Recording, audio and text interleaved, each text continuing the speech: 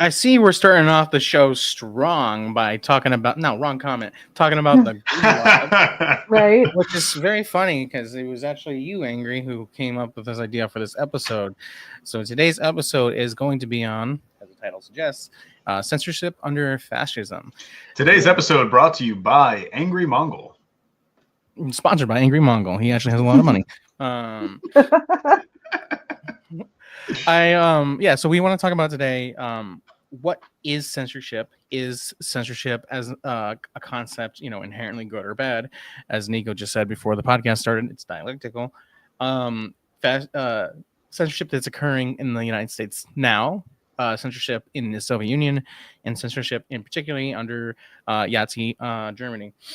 So I think we're just going to go ahead and get into this, but let's check out the comments as we always do. Yes, indeed, New England communists, it's starting.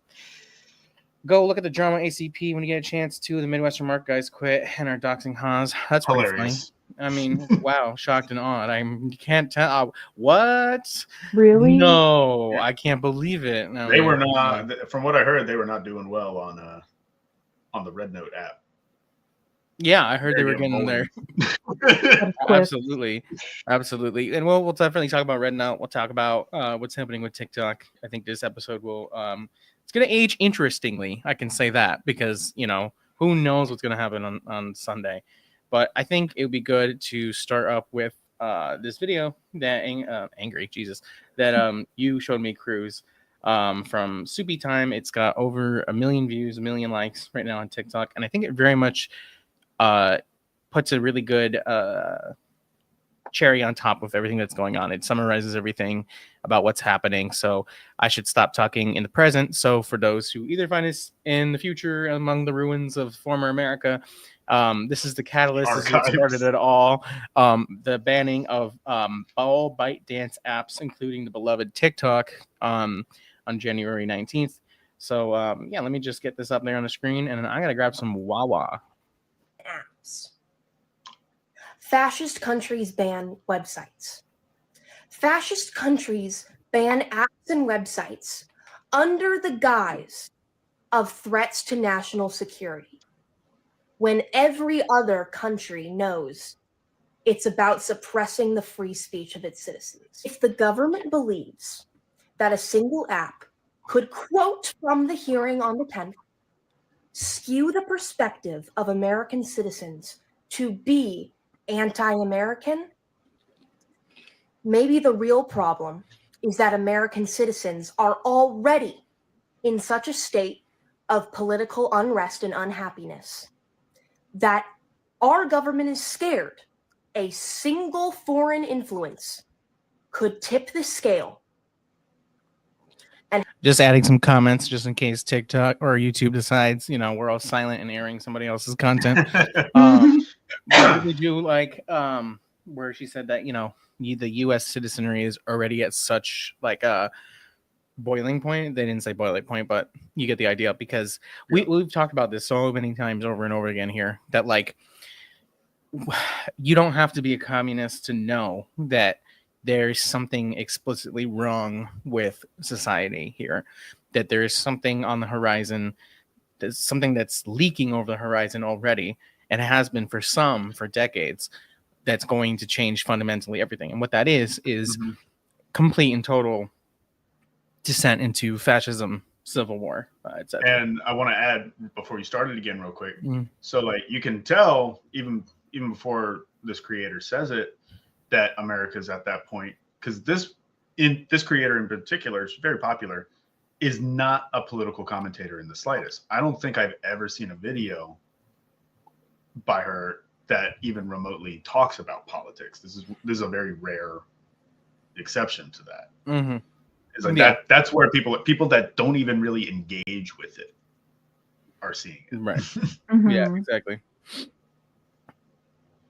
And have it all be over. Don't you think that by taking away the, and I quote, key communications channel of Americans, it's going to make those 170 million Americans a little more anti-American?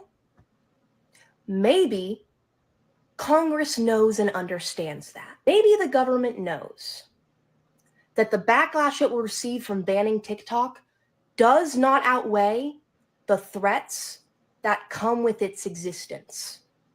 Not in a matter of national security, but in a matter of being the most popular news and media outlet that the government cannot control, like American-owned broadcasting networks and publications. Maybe if this was actually a national security concern, the government would be banning all Chinese-developed apps, like Shein and Temu, that collect the exact same amount of data as TikTok. Because maybe it knows TikTok is something special. You can't politically organize on Temu. If TikTok goes dark, the government deliberately and knowingly took away your free speech. Do not accept national security for an answer, ever. Yeah, I think this is just as, in a lot of ways, just as pervasive as the Patriot Act. So, you know, for some of the comrades who may be a little younger who don't know what happened post 9/11, is that the Patriot Act was a unilateral set of policies and laws passed in order to essentially allow the government, the FBI, the CIA, etc., to spy on American citizens suspected of quote unquote terrorism. And obviously on the surface, what was being sold to the American people was, we're doing this to prevent another, 9/11. But even critics at the time already could see, just through the language of the bill, of the policies, that essentially it was just carte blanche for the government to be like, oh, we don't like this person, so we're gonna look into them under the guise of terrorism, which is something we talk about a lot on TikTok, and now we might lose the ability to do that. So, okay, why is this happening? So TikTok, the ban on TikTok basically really picked up when the Israeli, I'm going to use particular words here. This is by no means undermining what is happening, so bear with me. Israeli, and their settlements of Palestine really popped off. All that information, up to right now, was spread mainly through TikTok, Telegram, but mostly TikTok, because for the first time ever, you had people who could literally show in mass the violence that was being brought upon them by a settler colony with American-made weapons, bombs, and airplanes. And it spread literally like wildfire all over the world. Even now, when the Americans try to bomb Yemen, you'll get a TikTok on it within a matter of minutes, and it goes everywhere. And we've seen such a staunch, for the time, a staunch resistance within the United States of people who, again, like you were pointing out, Cruz, who weren't necessarily political, finally being like, like, this is not okay. Like, I've always kind of known that America does bad stuff, but now I'm really seeing it. I'm seeing active, genocide occur. So when this started to happen, the lawmakers in the United States really decided that we have to get rid of this app. We cannot allow our adversaries, quote unquote, brown people, to have control over the means of communication. Now, the other half of it too is that the ByteDance, and therefore, China, Singapore, they're making a hell of a lot of money from this. The United States wants that monopoly. It's the same, it's quieter rhetoric, but it's the same kind of rhetoric that it comes when Donald Trump is saying they're going to invade Greenland, they're going to invade Mexico, they're going to invade Canada.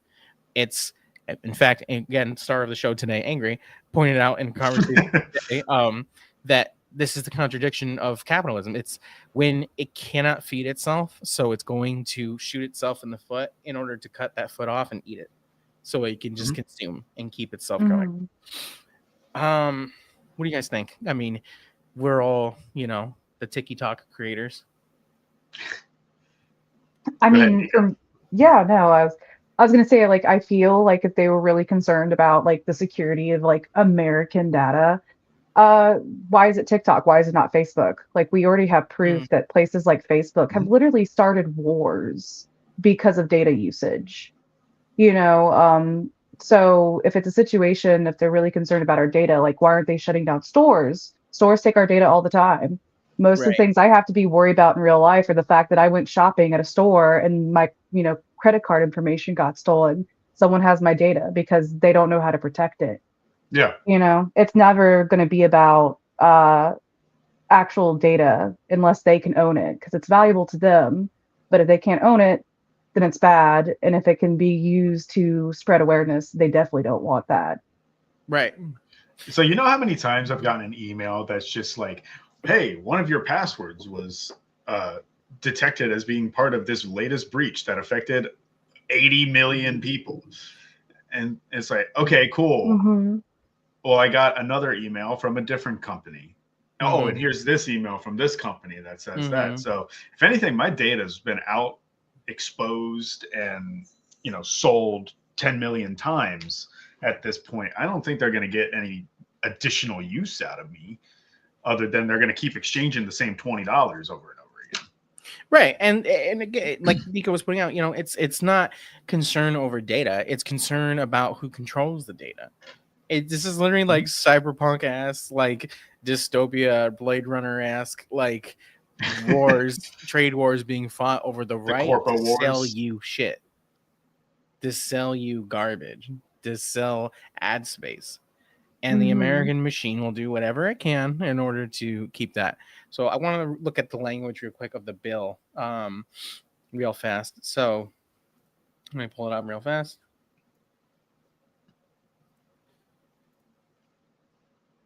Okay, so HR .721 on March 14th, 2024, to protect the national security of the United States from the threat posed by foreign adversaries controlled applications such as TikTok and any successor application or service and other applications or service developed by, provided by ByteDance Ltd. Or an entity under the control of ByteDance Ltd. Section 1, short title. This act may be cited as the Protecting Americans from Foreign Adversary Controlled Application Act. Don't get it twisted in any way that the United States is concerned about protecting you, and they never have been. They have always used this language in order to manufacture consent from its citizenry. They said we were going to invade Iraq to stop the WMDs. WMDs never happened. Went to Afghanistan to liberate Afghanistan from the Taliban, so the Taliban wouldn't help Al Qaeda do another 9/11. Now Afghanistan controls, the Taliban controls all of, wow. You know what I'm trying to say. Taliban controls Afghanistan. We got to have troops in South Korea to prevent North Korea from attacking. It's a lie. It's just straight up. None of this is ever true. Prohibition of foreign adversary controlled applications. It shall be unlawful for any entity to distribute, maintain, or update or enable the distribution, maintenance, or updating of a foreign adversary controlled application by carrying out within the land or maritime borders of the United States any of the following. Providing service to distribute, maintain, or update such foreign adversary controlled application. I'm going to skip around a bit. Through which users within the land or maritime borders of the United States may access, maintain, or update. So basically what is happening right now. So just a couple hours ago, the Supreme Court has decided they were going to uphold this decision, that they are going to be totally okay with TikTok being banned. Now, even if that wasn't the case, right, what the government has been doing, it's not mentioned in the actual, well, it might be mentioned in the bill here actually, but the United States has basically counter-offered ByteDance to say, hey, listen, we think TikTok should be for everybody, but it should be under American control. You should sell ByteDance or you should sell TikTok, sell the algorithm to us, and it'll be fine. And basically, ByteDance is saying, well, we're not going to do that. So on midnight on January 19th, we are going to turn our servers off. So even if there even if the ban, let's say, is not enforced, ByteDance itself has put its own deadline of operating within the States. However, the CEO did make an interesting video earlier today, which I'll show you guys. You want to read Angry's comment real quick while I get situated? Sure. You want to put it up on the screen or no? There you go. Okay. So also, fun fact, if the ban happens, the info in those servers here goes back to China anyway. So basically, there was never any NatSec threat. Exactly. because national security is whatever the concern is whatever the government wants you to feel in that moment. I hate to use this comparison, but like, because George Orwell, just major L, but like, literally, it's the same concept of doublespeak. Like, well, it's a problem now, but it won't be a problem later. Right. So, statement from the White House press secretary, Karine Jean-Pierre, regarding TikTok. This admin, like the rest of the country, has awaited a decision just made by the U.S. Supreme Court on TikTok matter. President Biden's position on TikTok has been clear for months, including since Congress sent a bill to overwhelmingly bipartisan fashion to the president's desk. TikTok, or other ownership that addresses the national security concerns identified by Congress, is developing this law. Given the safer sheer fact of timing, this administration recognizes the actions to implement the law simply must fall to the next admin, which takes office on Monday. Yeah, it's just that language of like, we think that we all want TikTok, but we want it under new management. It's literally like that mega mind meme. It's just we want to own TikTok. Right. Now here's the thing. I'm not the biggest fan of TikTok. Well, maybe not TikTok, but if anyone who's watched the podcast for any amount of time has heard me constantly refer to TikTok communists and my own criticisms of the left, or the left that exists on TikTok. And while like that is something that I'm not going to miss, just goobers talking about how Gonzalo was actually good or whatever.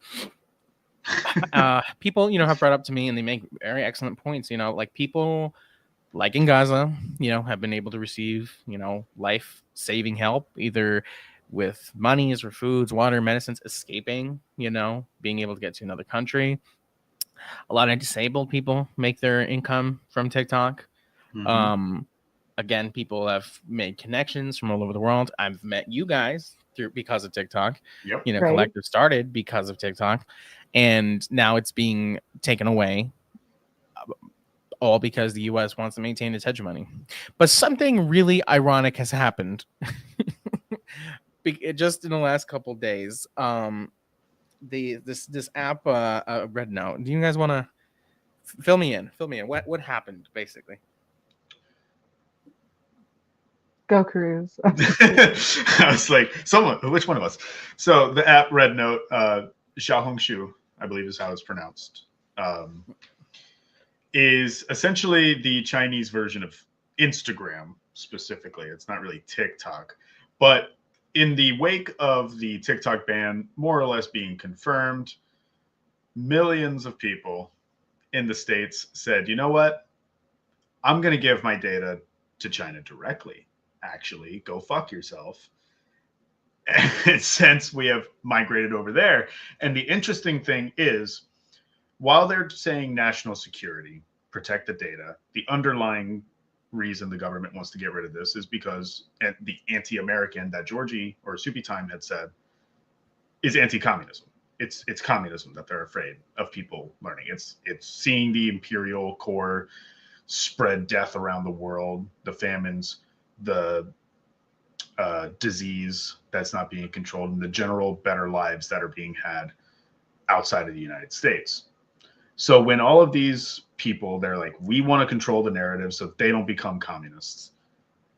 Those people have since gone to an app run in a country that has a communist party at its head. And they are talking directly to Chinese people living in these material conditions and seeing firsthand how much better life has been in China, how much cheaper things are in China, and directly being told how great communism is. Right, exactly. And I've seen, even in our own Discord, the debates about China. We've had our own on here. Yeah, whatever. We have our positions. But, yeah, but the reality is regardless of those positions or opinions, like we're seeing, and it's kind of sad it's come down. It's happening the way that it is, but I'm glad we're seeing people for the first time being like, Chinese people are people. Did you know that? Like, it's kind of crazy. Cool. They're pretty chill. And it's just wild, because this is something I've talked about previously with you guys, where I'm like, it blows my mind that people hear like this rhetoric about China and they dehumanize Chinese people. They think that it's just like the land of brainwashing. There's no freedom, no ability to do whatever. It's just, they're just drones, really racist language. And then being like, oh, wow, you know what? Did you know that Chinese people also like brain rot memes? And it's like, yeah, dude, people are just people just because they speak a different language. Nico, what did you type? What is I just took a 中国同志们好, which is like hello Chinese comrades. Baller. All right, slay. Look at that. Yes, Nico. This live is sponsored by certified Mandarin, translator. Yeah. Well, not too certified. Just saying that. All right, I got another article here. I wanna read with you guys. Oh no, the paywall's up. Oh no, never mind. No, we're not good. The paywall. Update: Supreme Court backs law requiring TikTok to be sold or banned. The decision came a week after the justices heard a First Amendment challenge to a law, which it is a violation of your First Amendment, by the way, at the widely popular short-form video platform used by 170 million Americans. The government fears could be influenced by China. Supreme Court has backed law. Okay, unanimous.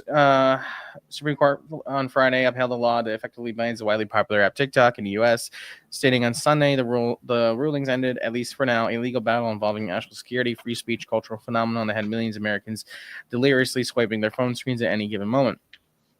The ruling, which forces the app to go dark if it remains under Chinese control, could be a death blow to TikTok's American operations. President-elect Donald J. Trump, all right, who is to be inaugurated at the following days, has vowed to save the app, though his mechanisms for doing so remain unclear.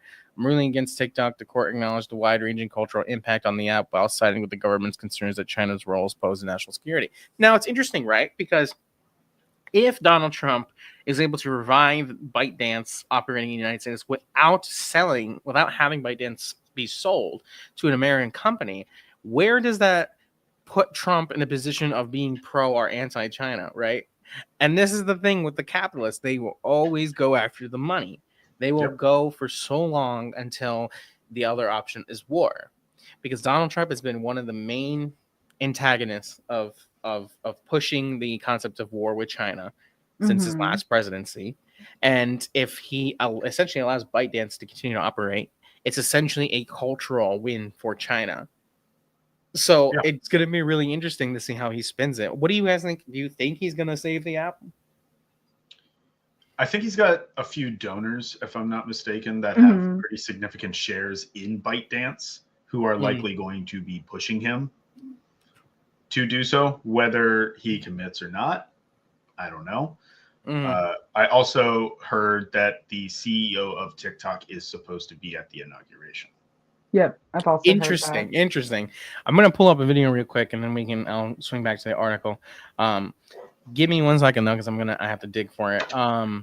But I want to talk a little bit about when Soupy Time is talking about like this is what fascist countries do. So like, I guess elaborate a little bit more, Cruz, on like the United States and its flavor of fascism and why it needs to keep its hands on all this data, so to say. Because ultimately they need to be able to control the narrative. No matter what is happening, in order to control the money, they have to control the narrative. They have to control the working class. If the working class uprises and threatens to take all that stuff from them, capitalism loses. They don't want to risk that. So with our brand of fascism, we're more or less following to a T exactly what happened in Germany in the 30s, what happened in Italy in the 20s. Almost like down to the point of laws are very similar that are getting put up. It's just a matter of time before, it's only a matter of time before we are exactly in that position. And it's only being exacerbated and pushed further and further to that point every day. But it's funny, right? Because yes, we're getting pushed further and further in that way. The United States doesn't want to lose the game of capitalism, right? So they're willing to just basically do whatever they need to do. But if they return TikTok and the contradictions in the United States get worse, and they will get worse, TikTok will then still be one of the main ways that people around the country are going to see that. And that's the risk that they're taking, right? And the risk, as you said, comes down to money. How much money do they stand to lose by losing TikTok? Because not only do they lose all that ad revenue. They lose the shops that TikTok provides. A lot of small businesses are going to lose their ability to connect with their clients and customers. And a lot of these mutual connections that have been made, a lot of business has been done on TikTok, and all of them effectively leaves the economy the second the servers go down. So they stand to lose a lot more by kind of making a concession on the narrative aspect for the moment, until they can find other means to replace that funding.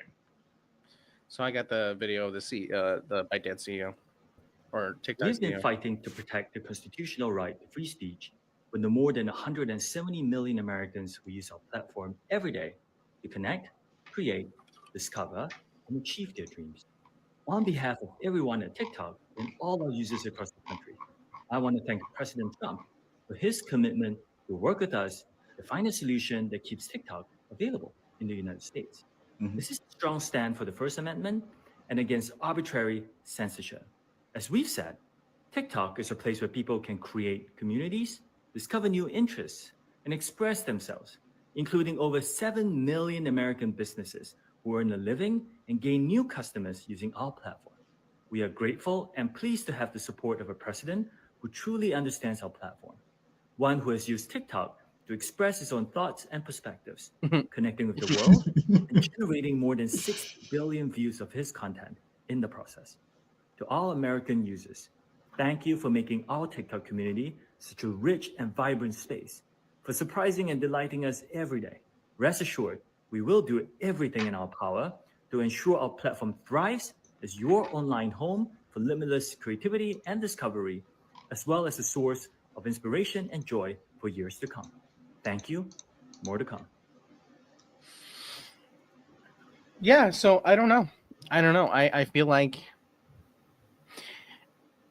I mean, obviously I'm not a business person, but I feel like if ByteDance is already making this decision to turn everything off on Sunday, what are they going to basically ask in return if Donald Trump's administration can basically be like, hey, yeah, we're gonna turn it back on?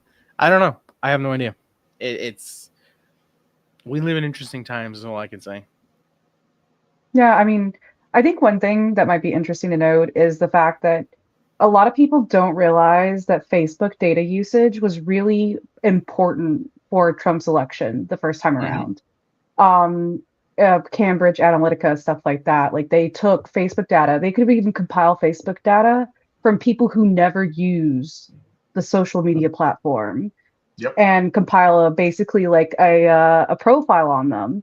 So if you have someone who is very aware of the benefits of social media data as president, why wouldn't they try to say something like TikTok if it could be beneficial for them? Yeah. He just completely dog walked like Joe Biden and the Democrats. Like, if he saves TikTok, bro, like it's Jover. I mean, like there's just no way. Whatever, man. I just can't. But anyway, funny and jokes aside, yeah, this is what fascist countries do in order to protect themselves. So I wanted us to compare, this situation with basically other examples of how fascist countries have censored people, censored art, censor political speak, but then also talk about how censorship has been used, generally to protect revolutions. Let's put it that way. So Cruz, wherever you want to start. I mean, I got your article, so I don't know if you want me to. I mean, it's not anything that you necessarily have to bring up because it's sort of just general information of how this went down in the 20s and 30s and in Germany.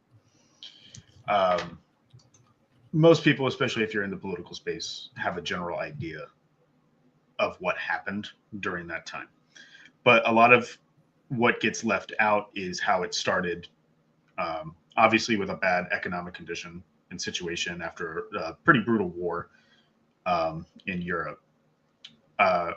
But far-right rhetoric started popping up, anti-Semitism and anti-communism, right? And it's that anti-communism that really was sort of the catalyst. There were fights in the street between fascists and communists. People were dying, shops were being burned, and what they ended up doing was taking political power. Right, those far right parties start getting into parliament. You start seeing more of politicians associated with those parties. So if we compare it to, say, the United States, there's like the more Trumpian, I guess, Republican versus there's sort of like a split in the Republican Party specifically. And the more Trumpian side allows more of that outright fascist speak, whereas some of the traditional Republicans, maybe they know to keep that on the down low. But as those people start having more influence and start trying to control the narrative, in the United States case, they're trying to ban TikTok. But in 1930s Germany, they were burning books. They're burning libraries. They're burning shops. They're, again, beating up communists. And more specifically, they're burning Marxist texts, any sort of un-German, as they would have said, degenerate text. And Nico, you're going to get into more of the like art and stuff that they were destroying, until they had enough power and influence to effectively get the party elected. Once they had the party elected, they were able to take on the communists more directly. A bunch of them were arrested. A bunch of them were killed. And the ones that had been elected to the parliament as well were not even allowed to show up, or they would also be arrested. So they could no longer participate in the actual parliament until things took a turn and they, the fascists burned the Reichstag, blamed the communists, and then passed what they called the Enabling Act, which we could say I thought about the Enabling Act a lot with the TikTok ban law, because for us, we're saying foreign adversaries, their apps, because that's a very loose term. It says we're talking about TikTok, but that can go for any app. That can go for any literature, any films, any sort of artistic expression coming from another market. They could label as a foreign adversary and prevent them from operating in the United States. Again, it's all about controlling the narrative. The Enabling Act basically allowed the chancellor, which I think we all know who the chancellor of Germany was at that time, the ability to bypass Congress, the ability to bypass the president in order to kind of do whatever they want. And with that, they were able to seize control of the nationalized radio system. They were able to control their own ministry of propaganda. And from there, once they effectively closed off the market and had complete and utter control over the narrative, they were able to do exactly what they wanted to do. We are at that point where the people that truly want the control of the narrative are actively trying to seize it by closing off the market. And that's where we're at. Mm-hmm. Yeah, absolutely. It's really such a cliche, but it's true, but it's dialectic even, that history repeats itself. And what that history is this system we've been living under for, our lives and our parents' lives, etc., of capitalism, of monopoly finance, of just consume until you can't consume any longer. And then you lash out and then you vomit blood and then you try to put the blood back in your mouth and then you just poison yourself and you die. I mean, that's what happened with Nazi Germany. That's what happened. That's what's going to happen in the United States. There's no way it won't, and it's funny because in our own circles, we've had conversations with people where they're like, you really think it's going to pop off? And it's like, there's no way it doesn't now. It's a matter of when, not if. Mm-hmm. Yeah, exactly. I went looking for this one video of George Lucas talking about how he wished that he could have filmed in the Soviet Union, and I want to touch on that. So let's. Hopefully, you guys can hear it. But I do love movies. I love movies, and I know a lot of movies aren't popular. And you can say that going in. One of the reasons I retired is so I could make movies that aren't popular, because in the world we live in the system we've created for ourselves in terms of the big industry, you cannot lose money. So exactly, like the point is that you have to here, where something like filmmaking, you and I and Cruz have talked about this, where we see it as like an art, something that we want to do because we're passionate about, because we care about it, because we want to either tell a story or a narrative or something like that. You can't do that here. You can't sell a show to Netflix or HBO or whatever if it doesn't make money. You know what I mean? So like, for example, one of the this seems like a departure, but bear with me, gang. So like, one of my favorite shows. Well, I got a tangent cooking. Okay, one of my favorite shows is Smiling Friends, right? And it started with YouTube animators, whatever, got sold to Adult Swim. They made their first season. It's called Classic. They made a second season, and I noticed, I was talking to my brother about this, where I'm like, some of these episodes it's just not hitting. Like, it's weird. Like, the tone is different. The plot is different. Like, it doesn't make sense. They did this weird one about like voting, whatever, and like, it totally could have just been the crew, just that's what they try to do, and I didn't like it. But the vibe that we were getting is probably HBO was like, you got to make certain kind of episodes. You got to make something a little bit more widely appealing, and that's what shuts down, artistic freedom of expression. But what's your tangent? My tangent was I thought about BoJack Horseman. Okay. Specifically because there's a character in it. Her name is Kelsey Jennings, and she's an indie director within the show. And she's constantly talking about stuff where she's like, it's about a girl and she loves jelly beans. That's it. That's the movie. It's not glamorous, but it's real, shit like that. Like, she's passionate about the art, but constantly, multiple times throughout the show, she's like, well, I'm taking this commercial because unfortunately indie art house films don't pay my daughter's private school tuition.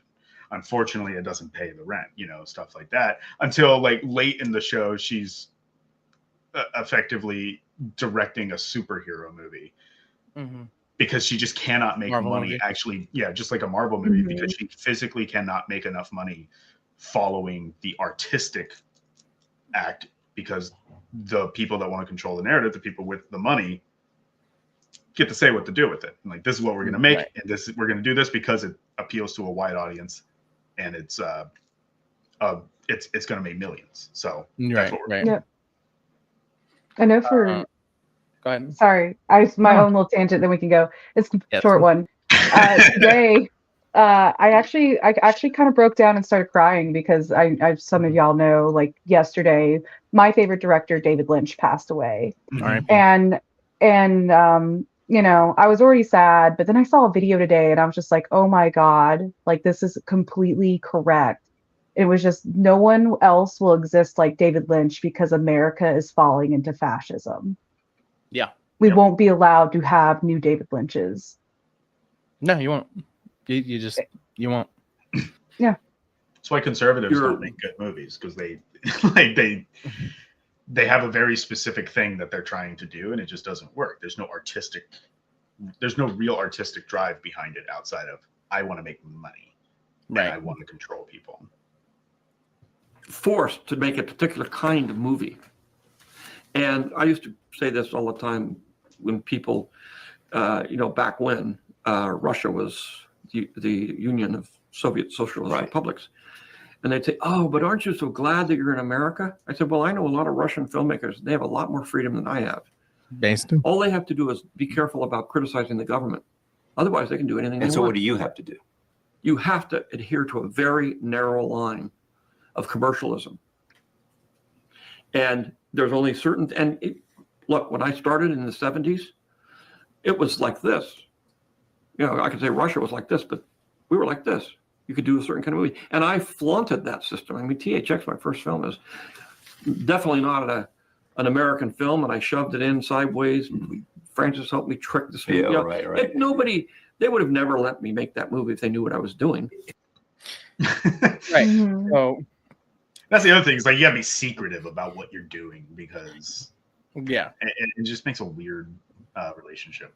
But the way in the film industry in the United States also, like, not only just like blatant censorship, but taking away resources. So we had this discussion last week, Cruz. I don't remember who was there, but we were talking about making films, and we were talking about the DOD the Department of Defense. Yeah. And we were saying that if you make war movies that are supposed to display the United States is, whatever, the trick of the trade is if you want to use intellectual properties for weapons, like AR platforms, Colt, Boeing, whatever. There's so many hundreds of companies. You can't use those legally unless you have the permission of the DoD. And the DoD will let you do that only if you show a certain degree of favoritism towards the American forces or the Western forces. It is always that way. And it's just someone might have like the most artistic film they want to make, such as, let's say, like Come and See, like the American version of it or something like that, but they won't be able to do that because they won't be able to get the basically legal means in order to show those things that are those weapons and whatever. So like you were saying last week, the alternative is sci-fi, but sci-fi is incredibly expensive to do. So you don't even just have to blatantly just like stop or censor people. You just have to manipulate them in such a way where the project won't even get off the ground. Now when George is talking about like, oh well, some liberal might be like, well, you can't censor the government or you can't criticize the government. What is the criticism being made? Because keep in mind, let's look at the history of the Soviet Union. The Soviet Union fought a brutal civil war for its liberation. And at the time that George is talking about, it's the 70s. So what, 20s, 30, let's round up to 20, 30, 40, 50, 60, 70, 50 years. So there are still going to be people alive in that industry who saw either the tail end of that civil war or World War II, and definitely World War II at that point. So people have fought and died and seen their entire families and villages wiped out in order to save the revolution, in order to save their country. So when there's a film making criticism of the government, it's not so much like criticism of like, oh, I don't like it that they don't pave my street, which they should, but they don't pave my street the right way or whatever. It's you're questioning the validity of a communist socialist revolution, and that you cannot have in a place like the Soviet Union. And I would argue in many ways I totally agree with that, because what are we talking about? We're not just talking about debating about economics and governments. We're talking about the debating of human rights, of humans' ability to not only artistically express themselves, but to survive, to have food, to have housing. And if you question that, I have to question you as an entire person, if you should even be allowed to say anything, because those ideas is what leads into fascism. Which brings up a good point that I want to get to after, because I want to ask Nico a little bit, because we're hearing about like what the USSR did, like with artists, and in this case specifically filmmaking, and what they were effectively free to do.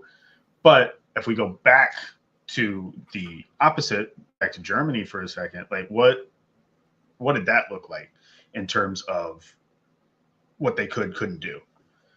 Oh, like yeah. Full-blown fascism versus a communist state.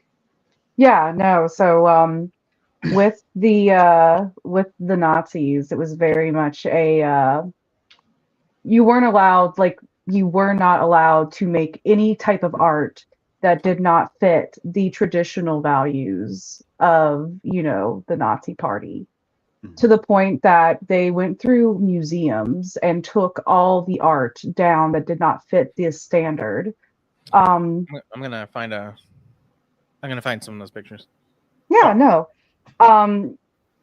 They ended up actually doing this thing in 1937 in Munich, where they had two concurrent exhibitions. One of them was called the Great German Exhibition, Art Exposition, and then the other was called the Degenerate Art Exhibition. The Degenerate Art Exhibition was everything they had taken from museums. And what they did is they stripped off the frames, they put slogans over all the artwork. They hung them all clumped up together to kind of make it remind you as you were viewing this stuff that it was trash, that it was gross, that you should not want to find any inspiration within that artwork. And surprisingly, it kind of backfired on them, because of the fact that when they were doing these same art exhibitions at the same time, the Degenerate Art exhibition had over 2 million visitors for like a 6-month period, whereas the Great German Art one had only 600,000. So a very significant difference. But what I think is funny, and like we were talking about this kind of like with TikTok, is the idea that we're seeing people who are supporting the ban of TikTok using TikTok, saying they like TikTok, because some of the most like major generals in the Nazi army were fans of the art that they were supposedly banning. Like, I hate to have to mention him, but Goebbels was a huge fan of expressionism, which is part of modern art. He actually tried to say that there could be a form of German expressionism that would hold traditional German values. But Hitler was like, no, there's no way. Yeah. And then I was like, I think it should be important to note, like, and I feel a little all over the place, but You're good. Modernism is really important to note as to why Nazis didn't like it, was because modernism represented this idea of moving away from like traditional values. It's centered around basically a growing alienation, and they were really focused on challenging like convention, morality, and basically seeing a world that was more optimistic. And a lot of modernist art was inherently socially and politically like forward. So this was in like modernist art, especially expressionism, was really prevalent in like the early 1920s, 1910s of Germany. During that point where we had a lot of like communist influence in Germany. And so they knew that this art was getting to the general masses and talking to them, speaking to them in a way that they understood, that, you know, the Nazis couldn't do. And so they had to hide it. They took it, they made it look as bad as possible. And then they did things like they took that same art, just like they're trying to do with TikTok, trying to find a way to sell it or to buy it to make money. The Nazis did the same thing. Almost all the art that they took from that degenerate art exhibition ended up being sold to fund the Nazi party. And if they couldn't sell it, oh, sorry. No. Go ahead. Finish your line. My fault. Oh, yeah. No. And if it wasn't sold, they burned it. Yeah. What I wanted to say real fast was I just want to point out how, so the pictures I was showing on screen, or art pieces that were in this degenerate art show, I just want to point out the repeat of the watermelon motif. And I don't know anything about this painting in particular, but like, for those who don't know, those in the future, the symbol of the watermelon really grew on TikTok, because when TikTok began to censor people for making criticism of Israel, of being pro-Palestinian, of being, anti-genocide, the watermelon started being used because the emoji of the Palestinian flag, or Palestinian flag colors, or even saying Palestine, was being censored. So people were able to get around with it by I'm sorry, I said emoji, I didn't mean that. Just like the symbolism of Palestine.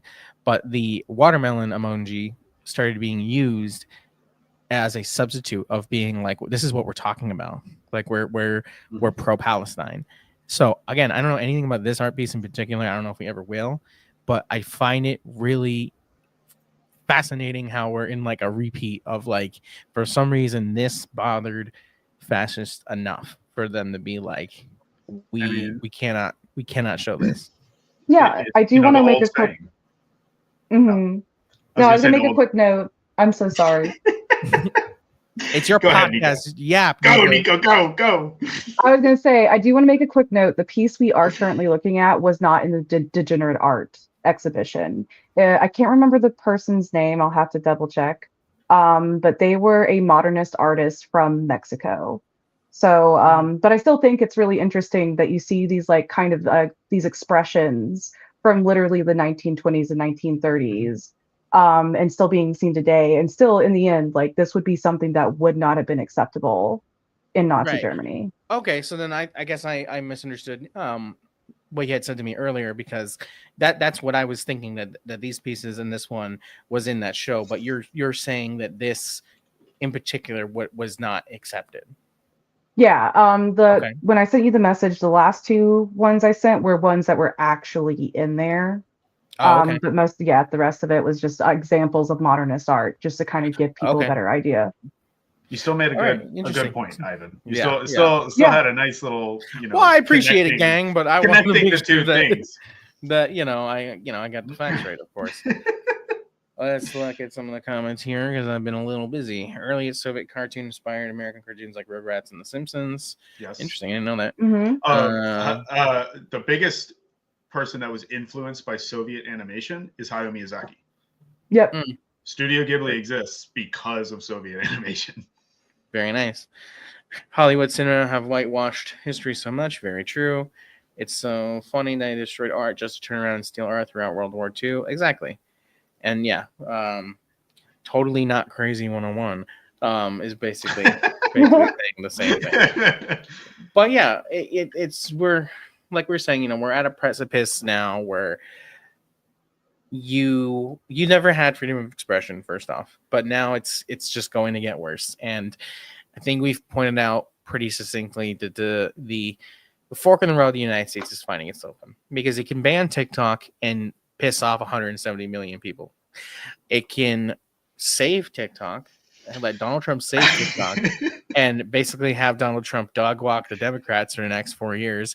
But then at the same time, when shit starts getting worse and the police start going after more people and more ICE raids start happening and right-wing militias do pogroms, that's all going to be shown on TikTok. So what do you do? And that's why we say these things like revolution, like class struggle, are inevitable, because the capitalists just, they cannot win. There's no way. It's a dying animal that is thrashing about, and like I said, it will cut off its own leg and eat it to get a little bit more energy, but ultimately it's still going to bleed out. I think one of the funniest things I've seen from the Red Note app is, Americans interacting with Chinese citizens, and those people just saying, y'all don't need the app. You need a violent revolution. Like, they're just straight up saying, this is what you need. And here's how, and it's like, oh, wow. But there's one other little topic, because we've been alluding to it the whole time, that I personally wanted to bring up. And it kind of relates back to the Soupy Time video, where at the beginning, what she says is fascist countries censor, right? Or fascist countries ban apps. And obviously we're talking about how the United States is doing it. We're talking about, we gave very clear, like, how the Nazis did it, how they destroyed art and how they took political power to do it. But, we're also talking about the USSR. The USSR censored stuff. As George Lucas said, you just have to be a little careful about what you say about the government. And obviously, Ivan, to your point, well, what are you trying to say about the government when they're providing all this stuff? I'm a little worried about you. So censorship is not strictly a fascist trait. Right. Communist countries do it too. The difference is what they're censoring. So if you want to add on to that at all. Yeah, no, for sure. I think this is something also, since I was a kid, I never really understood, growing up here and getting the rhetoric in school about freedom of speech. I would always hear these liberals and these goddamn libertarians say really goofy shit like, I believe in freedom of speech. I think you can say whatever you want. Even if I don't agree, I will die to protect your ability to do so. Fuck that. I'm sorry, but there are a lot of motherfuckers who should not be able to just say whatever they want. And, who am I talking about? The Klan, Nazis, all these fucking, these skinheads, fascists. Like, no, they should not have a platform. I don't agree with that. I think they should be punished for what they say and for what they do. And if you don't think that language can lead to violence, then you are in an incredibly privileged position and an incredibly naive person, because you don't see how allowing that to happen and to fester is what breeds the actual attacks, what makes pogroms happen. If you think the Klan can just walk around your city because they're neatly marching in line and they have permits, you don't think those motherfuckers are having conversations in their own homes about what they actually like are gonna do? Mhm. You know what I mean? Like, come on, no, you should. Those people should not be allowed to say that. I mean, and ironically, yeah, it's interesting because and I don't know enough about German politics to say much more than what I'm about to say, but like in Germany, like it is illegal, to do, World War II Nazi iconography, but now I think it's the AfD is gaining more and more control, and they're essentially Nazis to Electric Boogaloo. So like that must be a vestige of liberalism. It's like they are quite literally a spiritual successor to the right. And right. just as I said at the beginning, like part of what the Nazis didn't just like storm the Capitol one day and suddenly take control of everything. A lot of them were elected. The parties took control of certain areas. Yeah. And we're literally seeing that happen again. Yep. In Germany. Yeah, it's pretty cringe. The world is once again careening towards right-wing domination. Well, I guess it was always like that, really. Maybe not for a time, but like inshallah, we will prevail. I think we did it, gang. What do you say? Any thoughts, Nico? I mean, I would just like to end this one with, as an artist, telling anybody else out there who's doing art that your art is inherently political. You do have a message when you make something. And even if you don't have TikTok as a platform anymore to show that art, you should still be showing it. Yeah, absolutely. Very, very nicely put. Some housekeeping, which I should have done in the beginning, but I'm totally a professional and I don't know what I'm doing. I don't know if you guys know this, but like we literally just like wandered into the green room and we're like, all right, let's do the show. Like, we're not prepared. But anyway, we're all in the same place. We have a new channel. It's called Collective Live. So the lives are going to start migrating when they're done to that second channel. So please go like and subscribe to Collective Live. It's if you go on our channel, scroll down, you'll see Collective Family. You'll see it right there. So if you want to catch the full episode, this will only be up for, let's say, about 24 hours, and then it will migrate to the other channel. So catch it when you can and go and subscribe over there. We're going to be posting highlights, so you get the little, the little treats, the little tidbits on this one. Also, please watch Comrade Ash's Human Nature video. It is doing very well. Try to get it over the 700 mark. But, appreciate you guys for the support on that. Art is political. The self is political. Everything is political. I think that's pretty based way to end it. Yeah, absolutely. All right, gang. I'll catch you all on the flippity. Oh, the thing is not set to auto end. Flop.